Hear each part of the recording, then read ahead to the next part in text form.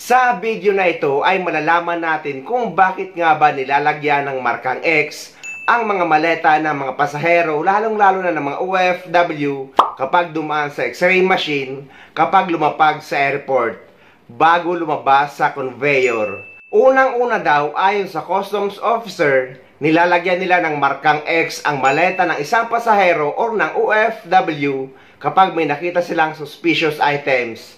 For example, may lamang mamahaling alak, mamahaling bags at marami pang iba. Bawal na bawal din ang paglalagay ng mga electronic gadgets sa check-in baggage dahil nakikita din ito sa X-ray machine. Madalas kasi ito nagiging sanhi ng sunog sa loob ng eroplano. Sa mga gold naman, kung may makita ang custom sa loob ng iyong maleta or ng check-in baggage, ay pwede na itong buksan para i-check for verification. Lalo na kapag ito'y maramihan at pangbenta. Dahil kailangan nyo magbayad ng tax kapag ito ay in commercial quantity. Ito po, sir. Ayan po ang nakikita natin sa image ng mga bagahe. Ngayon halimbawa kapag any suspicious na item na makikita, mamarkahan po ng X ng ating X-ray personnel. Again, tama po kayo, hindi po alam kung sino po may-ari ng marka. So, base lang dito sa nakita nila, lalagyan nila ng marka ng X. Opo. So, hindi ka sinisingle out. Hindi po. Dahil wala silang idea kung sino may-ari nito mga baletang ito. Base lang po talaga sa images na nakikita natin, and train po ang ating mga dinedeploy na X-ray inspection project personnel. Sila lang din po ang authorized para mag-conduct ng kanilang profiling, kumbaga, no? Or yung subject for verification. Meron lang isa siyang narinig ko nila. Bawal ba dito ang battery? Meron ba ganun? Actually, sir, di ba pag board natin ng aeroplano, meron na talagang advisory na kailangan hindi pwedeng naka-check-in ang mga baterya, electronics. Kasi po, that is not just for customs purposes. Safety po na lahat ng pasahero at aeroplano kasi this might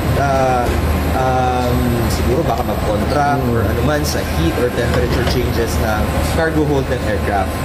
So this is a policy outside of customs. So hand-carried mo dapat? Hand-carried mo dapat, no? At saka ngayon po in our international airports, di ba pinapasegregate na po, no? Ang lahat ng electronics, kailangan ilabas yung ano, kasi para nga po for the batteries and kung ano yung mga sources of power ng mga devices, nakikita ng ating mga... Ito, kagaya nito. Buting malaki. Yan po, no? So kapag ganyan, we will have to see if that is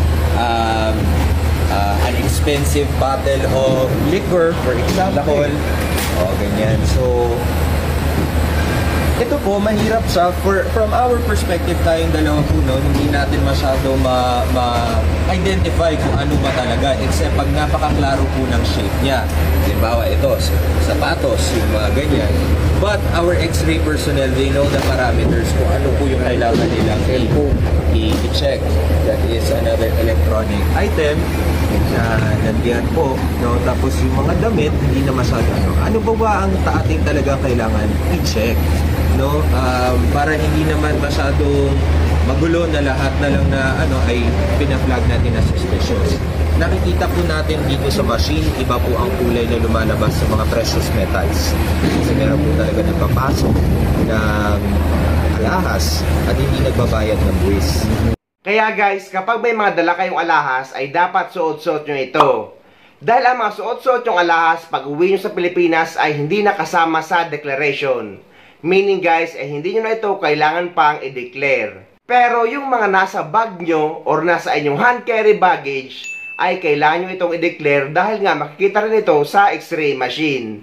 Pero para hindi kayo pagbayarin ng tax, ay at least dala nyo ang mga resibo na nakapangalan sa inyo. Sa mga nagtatanong naman kung paano daw kung regalo sa kanila ng kanilang employer, maharang daw ba sa customs? Ang sagot guys, just in case man matanong, ay sabihin nyo ang totoo na regalo ito sa inyo. Dahil mostly naman kung unti lang or iilang piraso lang ay hindi naman madalas nang pinapansin. Inuulit din natin guys na pinapaalala na bawal maglagay ng mga electronic gadgets sa check-in baggage. Lahat ng mga yan ay dapat nasa hand carry. So, kung may dala kayong mga electronic gadgets, ay dapat i-inform nyo ang inyong check-in counter staff para masabihan nila kayo kung saan dapat ito ilalagay.